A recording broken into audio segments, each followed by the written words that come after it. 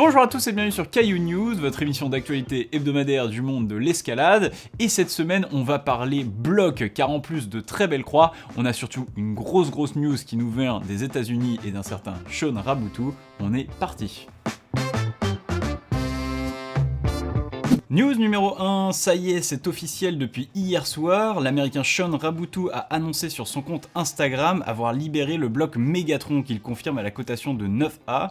Pour rappel, plus tôt dans l'année, des rumeurs avaient déjà été évoquées concernant la libération de ce bloc, ainsi que de l'autre projet en 9A, Alphan. Avec l'officialisation d'Alphan, une partie de la rumeur s'était alors confirmée, dissipant nos doutes sur ses sources et donc sur la réussite de Megatron.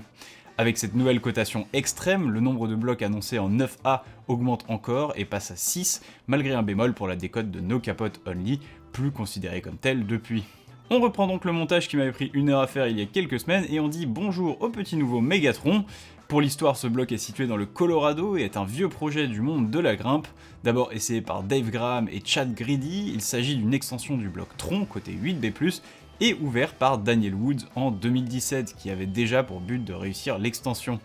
Le projet était donc d'ajouter encore 7 mouvements valant 8C à eux seuls avant le départ de Tron.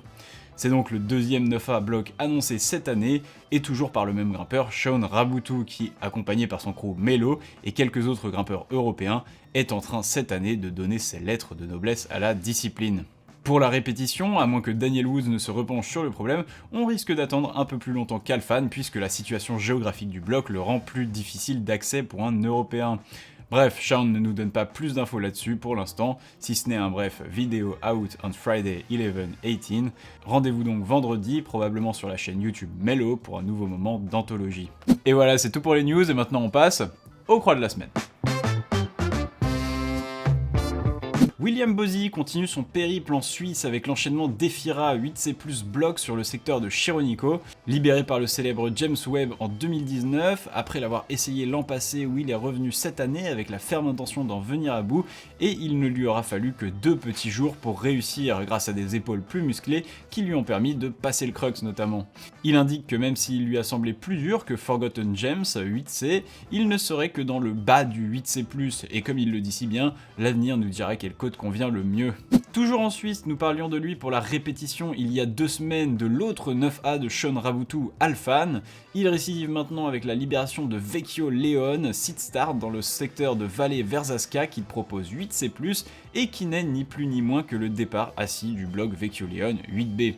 Un projet de longue haleine qui s'est inscrit dans le dernier trip du grimpeur en Suisse, un gros travail de recherche de méthode avec un choix final d'un gros gainage sur de mauvais pieds plutôt qu'un jeté et la tenue d'un gros ballon.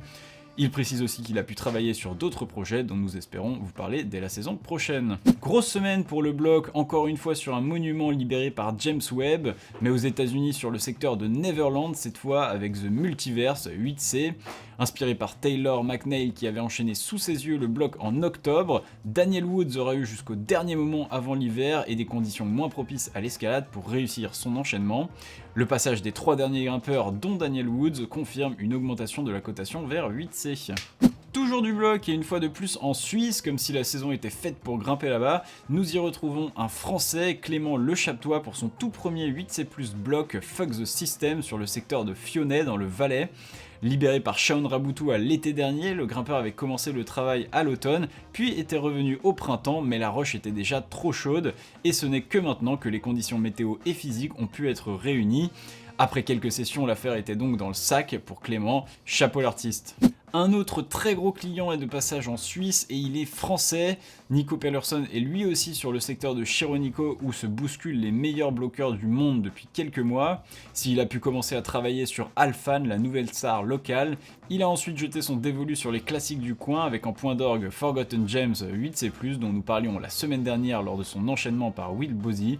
Un bloc sur réglette assez déversant, une trentaine de degrés selon l'intéressé, dont il nous offre l'enchaînement complet en vidéo sur son compte Instagram.